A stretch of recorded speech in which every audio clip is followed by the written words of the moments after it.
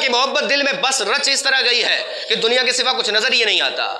کہ جو لوگ اپنی اولاد کو قرآن مجید پڑھاتے ہیں، جو قرآن مجید حفظ کرتے ہیں، جو قرآن مجید کا علم سیکھتے ہیں، ظاہر ہے وہ اپنی ساری زندگی 24 گھنٹے یا مساجد کو دیتے ہیں یا مدارس کو دیتے ہیں، وہیں پڑھے رہتے ہیں، قرآن کی وجہ سے قرآن سیکھتے ہیں، ان کی آدھی زندگی وہیں گزر جاتی ہے۔ اس کے بعد پڑھ لکھ کر جب عالم بن کے آتے ہیں، مفتی بن کے آتے ہیں، قاری بن کے آتے ہیں، گھر میں پہنچتے ہیں تو پھر ظاہر سی بات ہے گھر کے اندر صرف وہ بندہ نہیں ہوتا، اس کے ساتھ اس کے بھائی بھی ہوتے ہیں، اس کے ساتھ اس کا والد بھی ہوتا ہے۔ جب تک وہ پڑھ رہا تھا، مدرسے میں تھا، مدرسے کی زندگی تھی، اس کے بھائی بھی اس کی عزت کر رہے تھے، اس کا والد بھی اس کی عزت کر رہا تھا، لیکن جیسے پڑھ کر آیا، پڑھنے کے بعد عام طور پہ معاشرے میں مولوی کی تنخواہ 13,000 15,000، زیادہ سے زیادہ مانی بھی جائے 18,000، پھر اسی تنخواہ پر اسے گھر کے خرچے کا مطالبہ، پھر نہ دینے پر اس کے ساتھ جھگڑا لڑائی، اس کی عزت نہ بھائی کرتے ہیں نہ باپ کرتا ہے۔ کیوں؟ صرف اس وجہ سے کہ اس نے قرآن پڑھا، کوئی ہنر سیکھا نہیں، اپنی ساری زندگی مسجد کو دی، مدرسے کو دی، اور آج جب آ گیا ہے کل تک جو ساتھ دے رہے تھے انہوں نے ساتھ چھوڑ دیا۔ ان کے لیے امام الانبیاء علیہ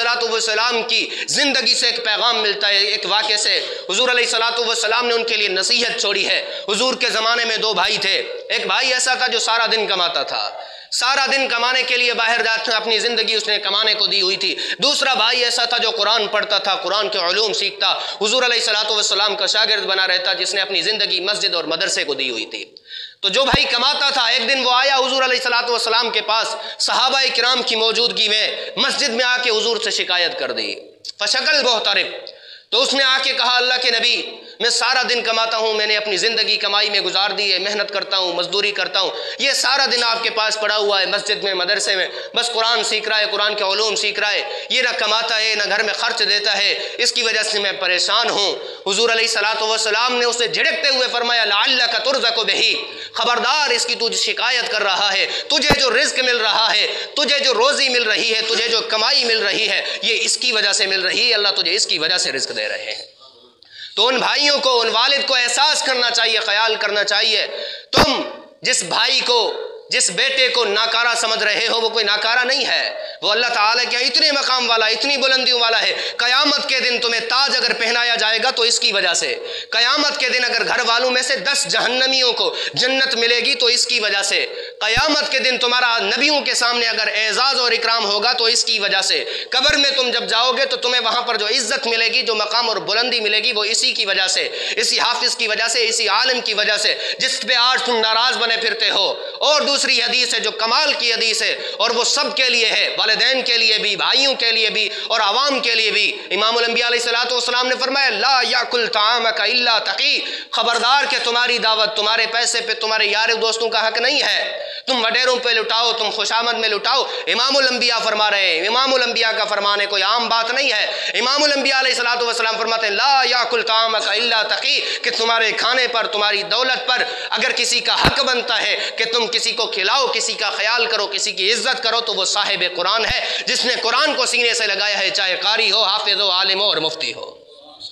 یہ معاشرے کے لیے اور والدین کے لیے پیغام ہے جو اپنی ایسی اولاد کو تنگ کرتے ہیں۔ وہ معاشرہ جو امام کو ناکارہ سمجھتا ہے، مسجد تک سمجھتا ہے، یہ ناکارہ نہیں ہے، اللہ کے ہاں بہت بڑی عزت اور مقام والا ہے۔ اللہ تعالیٰ نے اس کو بلندیوں سے نوازا ہے۔ قرآن جیسی کتاب جو اللہ کا کلام ہے، اللہ کو جس میں ناز ہے، محبوب مصطفیٰ کو جس کی وجہ سے صاحب قرآن کہا جاتا ہے، ہر مسلمان قرآن کی عزت سمجھتا ہے، وہ قرآن اس کے سینے میں ہے، اس کے علوم اس کے سینے میں ہے، اس قرآن کی وجہ سے آج اس کی عزت ہے۔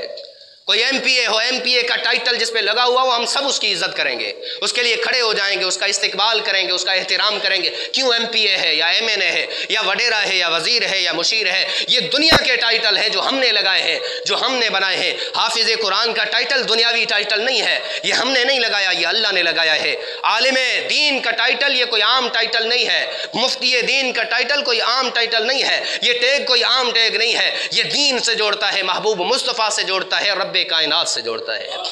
عزیز دوستو، ہمارا معاشرے کا یہ اصول ہے، جس طرح ہم وڈیرے کی عزت کرتے ہیں، وڈیرے کی منشی کی بھی عزت کرتے ہیں، جس طرح ہم ایم پی اے کی عزت کرتے ہیں تو اس کے اپنوں کی بھی عزت کرتے ہیں، ایم این اے کی عزت کرتے ہیں تو اس کے اپنوں کی بھی عزت کرتے ہیں۔ ہم جس کی عزت کرتے ہیں، جو اس کے قریب ہوتا ہے، اس کی بھی عزت کرتے ہیں۔ تو جس طرح ہم قرآن کی عزت کرتے ہیں، محبوب مصطفیٰ کی عزت کرتے ہیں، اور رب العالمین کا احترام دل میں رکھتے ہیں، ان کی محبت دل میں رکھتے ہیں، تو اس قرآن کو سینے سے لگانے والے عالم کی بھی عزت کریں، حافظ کی بھی عزت کریں، قاری قرآن کی بھی عزت کریں، اور ان کو بھی ہم احترام کی نگاہ سے دیکھیں۔ عزیز دوستو، قیامت کے دن تمام دوستیاں، تمام یاریاں گلے پڑ جائیں گی۔ اللہ پوچھے گا اس فاسق سے تیری یاری کیوں تھی، اس سے دوستی کیوں تھی، اس وڈیرے کے ساتھ تیرا تعلق تھا، یہ شرابی تھا، یہ نشائی تھا، کیوں تھا؟ لیکن قیامت کے دن اگر کس کی وجہ سے عزت میں جائے گا، کسی یاری کی وجہ سے بخشا جائے گا، تو وہ علماء کی ہے، قراء کی ہے، علماء کی ہے، دین کو سمجھنے والے حافظ قرآن کی ہے۔ اگر کسی کی آج عالم کے ساتھ بنتی ہے، اس کی عزت کرتا ہے، احترام کرتا ہے، قاری قرآن کی عزت کرتا ہے، احترام کرتا ہے، اس کا خیال کرتا ہے، قیامت کے دن اللہ تعالیٰ اسے اعزاز دیں گے، اسے اکرام دیں گے اور کہیں گے کہ تو نے دنیا میں میری وجہ سے میرے عالم دین کی، حافظ دین کی، قاری دین کی عزت کی تھی، یہاں پر میرا حق بنتا ہے، میں شہنشاہ ہوں، اپنی شان کے مطابق تیری عزت کروں، تیرا اکرام کروں۔